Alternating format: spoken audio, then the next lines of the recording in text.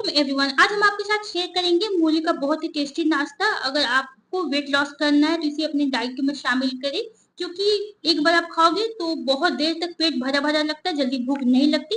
Video अच्छी लग रही है तो प्लीज लाइक कमेंट शेयर कर, चैनल को सब्सक्राइब कर ले। यहाँ पे हम एक मूली, एक गाजर और एक बीटरूट और 5 से 7 पालक के पत्ते, धनिया पत्ती चटनी के लिए, और एक टमाटर और ग्रीन चिली आप अपनी टेस्ट के हिसाब से लेना। हम 6 यहाँ पे ग्रीन चिली का यूज कर रहे हैं। और ये मूंग दाल है, इसको 2 घंटे के लिए पानी में डाल करके छोड़ चुके थे, ये अच्छी तरह फूल चुका है। और इससे हम सेट किए थे, मतलब इसी से लिए थे। आप किसी भी कप कटोरी से आप सेट कर सकते हो, उससे ले लेना। उसके बाद सबसे पहले हम गाजर को यहाँ पे छील लेंगे। तो जल्दी से गाजर को छील लेते हैं। यहाँ पे गाजर का जो साइज था थोड़ा सा बड़ा था, तो मेरे को कद्दूकस करने में दिक्कत हो रही थी, तो यहाँ पे हम कट करके कर रहे हैं। आप चाहो तो बिना कट करके भी कद्दूकस कर सकते हो, सॉरी। उसके बाद इससे हम कद्दूकस कर लेंगे। तो जल्दी से इसको हम कद्दूकस कर लेते हैं, फिर हम आगे बढ़ते हैं। तो फिर यहाँ पे देख सकते हो जल्दी जल्दी हम बैठ के कर रहे थे, क्योंकि पैर दुख जाता है, काफी पेन होने लगता है, क्योंकि वीडियो शूट करने में बहुत ज्यादा टाइम लगता है। तो यहाँ पे हम मूली भी लेंगे, तो मूली को भी हम छील लेंगे और उसी से हम कद्दूकस करेंगे। और देख सकते हो यहाँ पे हम मूली को कद्दूकस कर चुके हैं। साथ में जो बीट रूट है ना, उसको भी छील लेंगे। और छीलने के बाद हम इसको कद्दूकस कर लेंगे। तो इसको भी जल्दी से कद्दूकस कर लेते हैं।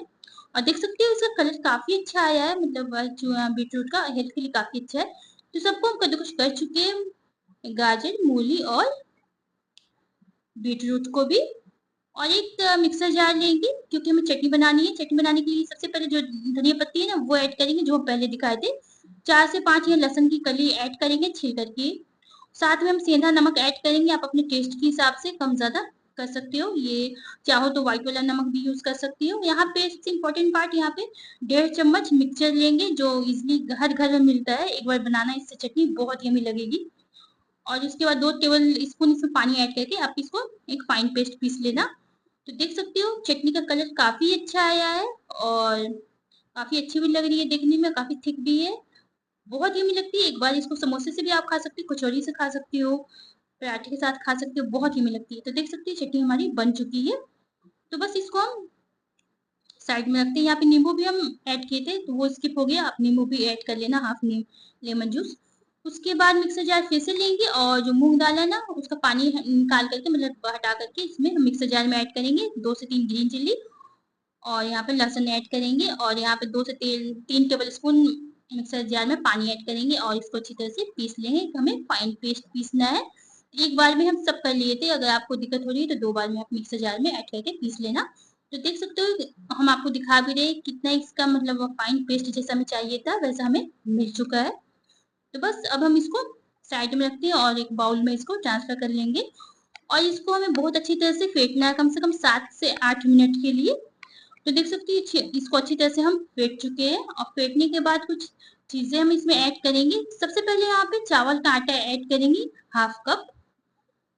अगर नहीं है तो यहाँ पे आप सूजी भी ऐड कर सकती हो। और साथ में हम टमाटर कद्दूकस करके ऐड करेंगे, मतलब छोटे छोटे साइज में कट करके। और पालक जो बताए थे ना शुरू में, जो दिखाए थे, वही सब यहाँ पे ऐड करना है। तो पालक को भी कट करके ऐड करेंगे अच्छी तरह से वॉश करने के बाद। उसके बाद यहाँ पे गाजर है ना, वो ऐड करेंगे। सब नहीं ऐड करेंगे, थोड़ा सा हम बचा लेंगे, क्योंकि हम लास्ट में इसका यूज करेंगे। और मूली भी ऐड करेंगे, और आप चाहो तो यहाँ पे बीटरूट ऐड कर सकते हो, लेकिन हम अभी ऐड नहीं कर रहे हैं, इसको बाद में हम ऐड करेंगे। और यहाँ पे जीरा, साबुत जीरा ऐड करेंगे 1 टेबल स्पून। और यहाँ पे अजवाइन ऐड करेंगे, इससे टेस्ट काफी अच्छा आता है। ठंड के मौसम में अजवाइन हेल्थ के लिए काफी अच्छी है। मतलब बॉडी को गर्म रखती है। तो खैर पुणे में तो ठंड नहीं पड़ती, लेकिन फिर भी हम यहाँ पे अजवाइन को ऐड कर रहे हैं। साथ में हम यहाँ पे नमक ऐड करेंगे, सेंधा नमक का हम यहाँ पे यूज कर रहे हैं। अब चाहो तो व्हाइट वाला नमक का भी यूज कर सकती हो। इसको अच्छी तरह से हम मिला लेंगे बैटर को। तो देख सकते हो ये अच्छी तरह से मिल चुका है, थोड़ा सा थिक भी हो गया है। तो यहाँ पे हम थोड़ा सा, ज्यादा नहीं, थोड़ा सा पानी ऐड करेंगे, 3 से 4 टेबल स्पून, क्योंकि बहुत ज्यादा थिक हो गया था, क्योंकि हम लोग यहाँ सब्जियां भी डाले थे, और यहाँ पे हम लोग चावल का आटा भी डाले थे, इसकी वजह से। तो थोड़ा सा पानी ऐड करेंगे, फिर इसको अच्छी तरह से ला लेंगे। अगर फीका लग रहा हो, नमक कम लग रहा हो, तो टेस्ट कर लेना, तो नमक यहाँ पे आप ऐड कर देना।